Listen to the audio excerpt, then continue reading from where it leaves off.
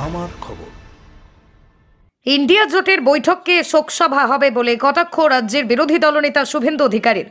এদিন বীরভূমের সাঁইথিয়ার রাজ্যের দুর্নীতি সহ কৃষক আত্মহত্যার প্রতিবাদে সভা করে বিজেপি কিষাণ মোর্চা। সেই সভায় উপস্থিত ছিলেন শুভেন্দু অধিকারী। বাংলার শিল্প নিয়ে প্রশ্ন করা হলে বিরোধী দলনেতা বলেন, সিঙ্গুরে তৈরি হওয়া কারখানাকে ডিনামাইট দিয়ে উড়িয়েছেন। এই রাজ্যের নেতৃত্ব দ্বারা কোনো শিল্প হতে পারে না। দেউচা পাঁচামিতে 10 লক্ষ লোক চাকরি পাবে বলেছিলেন, কেউ পায়নি। এত কয়লা উঠবে, বিদ্যুৎ নাকি সস্তা হয়ে যাবে? পাথর ছাড়া তো আর কিছুই উঠছে না। 200টা আসল আর 800টা জাল ডিসিআর। আগে বোলপুরে যেত, এখন কালীঘাটে যাচ্ছে মাল। কাউকে ছাড়বো না, আমরা একটাকেও ছাড়া হবে না। এক বন্ধু সকালবেলা তার ফেসবুক পোস্টে বলেছেন, খয়রা সলে শুভেন্দু অধিকারী যাদের বিরুদ্ধে বলেছিল এখন তাদের বিরুদ্ধে কেন বলছে না। আমি আপনাদের বলে দিই, কেষ্টমণ্ডল এই জেলার ছোট মুখ্যমন্ত্রী ছিল, তার নেতৃত্বে গণতন্ত্র লুট হয়েছে, ধ্বংস হয়েছে। এখন কেষ্টর জায়গায় কাজল শেখকে বসানো হয়েছে। এই কাজল শেখের নেতৃত্বে এই জেলাতে দুর্বৃত্তায়ন এবং এই জেলায় সংখ্যালঘু মুসলিম যাদের এরা প্রতারিত করেছে, বঞ্চিত করেছে, শোষণ করেছে, তাদেরকে আবার নির্বাচনের আগে তাদেরকে উস্কানো হচ্ছে সাম্প্রদায়িকতার নামে।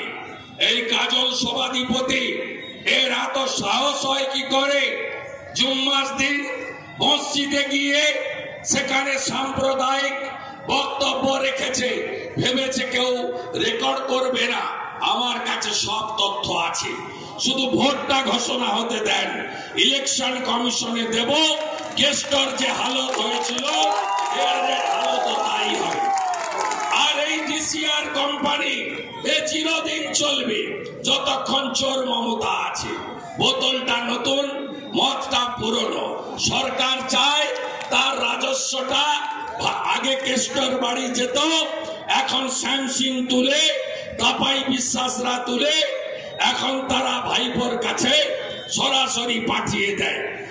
এখানে আপনার পাহাড় থেকে আলী খান রাজগ্রাম থেকে টাকা তুলে এখন আগে কেষ্ট যেত, এখন কাজলের কাছে যায়। লোডিং আমাদের টোল গেট জেলা পরিষদের সবগুলো টেন্ডার ছাড়া 1.5 কোটি 2 কোটি টাকা করে বিক্রি হচ্ছে। আপনারা জানেন কিভাবে লুট চলছে এখনো। এই চোর তৃণমূল, তার যতক্ষণ পিসি ভাইপোর এই চোর আমি বন্ধ না করতে পারছি, আমরা এ চুরি আটকানো যাবে না। লড়াই চলবে, সংঘর্ষ চলবে।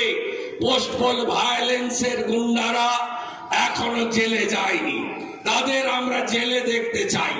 21-এর ভোটের পরে বেছে বেছে মেরেছে, ঘর ভেঙেছে, বুলডোজার দিয়ে ভেঙেছে।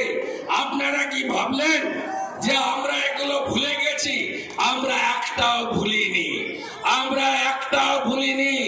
এই সাঁইথিয়াতে লীলাবতী সাহা, তার দেবাশিস সাহারা জেনে রাখুন, যেভাবে পুরো ভোট লুট করেছেন এর খেসারত আপনাদের দিতে হবে। বালি ভাগ করে দিয়ে চলে যাচ্ছে, নামবেন কবে মাঠে? আপনারা কিছু নেই, সব ফাঁকা। নানুরে, ময়ূরেশ্বরে, সব জায়গায় বালির আর কোনো অস্তিত্ব নেই। বড় বড় ব্রিজগুলো যদি ভেঙে কোনোদিন পড়ে যায়, আশ্চর্য হওয়ার কোনো কারণ নেই। ব্রিজের পিলারের নিচ থেকেও বালি তুলে ফাঁকা করে দিয়ে যাচ্ছে। 400 সিটে নরেন্দ্র মোদী 400 লিখে রাখুন, রেকর্ড করুন। প্রধানমন্ত্রীর সঙ্গে বৈঠকের আগে আজকে মুখ্যমন্ত্রী যে রণকৌশল ঠিক করে বৈঠক করেছেন, কি বলবেন? প্রধানমন্ত্রীর সঙ্গে বৈঠকের আগে কি রণকৌশল? রণকৌশলের কি? আপনি আমার থেকে বেশি জানেন না, 21 বছর ছিল। কথা বলে না, পিসি তার ব্যাগ থেকে একটা করে বের করে পড়ে আর সবাই বলে হ্যাঁ দিদি, হ্যাঁ দিদি, যা বলেছে সুবন্ধুদা, অধীর চৌধুরী বলেছে যাদেরকে বের করে দিয়েছে সংসদের স্বরাষ্ট্রমন্ত্রীর বিবৃতি দিক। এই যে সাংসদদেরকে বের করে দিয়েছে, অধীর চৌধুরীকে বহরমপুরের লোক সাইজ করবে, যা যা করছে চোর মহুয়াকে নিয়ে যেভাবে নাচানাচি সাইজ হয়ে যাবে বহরমপুর। কিছু করতে হবে। বলছি রাজ্য সরকার পৌষ মেলার আয়োজন করছে শুভেন্দুদা। ওই যে কাজল শেখের যে ভাগনা আছে বাপ্পা, তাই তো না বাপি, সে 25 টাকা রেন্ট ছিল স্টলে, 100 টাকা করে রেন্ট করেছে। কাজলের ঘর থেকে কুপন দেওয়া হচ্ছে স্টলে। কেষ্টর জায়গা এখনো নিয়ে নিয়েছে, আমার কাছে সব আছে, এদের সব জানি আমি এ টু জেড। এদের সবার পরিণতি একই হবে। জিএসটি কাটা হচ্ছে কিন্তু জিএসটি নম্বর নেই।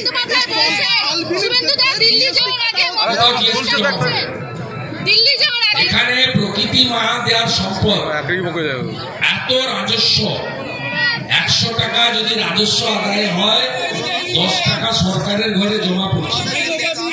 একই রকমের ডিসিআর, এখানে যদি ল্যান্ড ডিপার্টমেন্ট, সরকার, পুলিশ, মুখ্যমন্ত্রী নিজে ইনভলভ হয়। মুখ্যমন্ত্রী চান না রাজস্ব টাকা সরকারি কোষাগারে আসে। জেলা স্বাস্থ্য পরিষেবায় নতুন দিনের সূচনা। এমআরআই, রেডিওস্কোপি, সিটি স্ক্যান পরিষেবা এবার শান্তিনিকেতন মেডিকেল কলেজ ও হাসপাতালে পাওয়া যাচ্ছে। অত্যাধুনিক ব্লাড ব্যাংক ও প্যাথোলজি ল্যাবের সুবিধা রয়েছে। 10 টাকায় ডাক্তার দেখানো এবং ওষুধে 62% পর্যন্ত ছাড়ের সুবিধা। তাই আর দেরি কেন?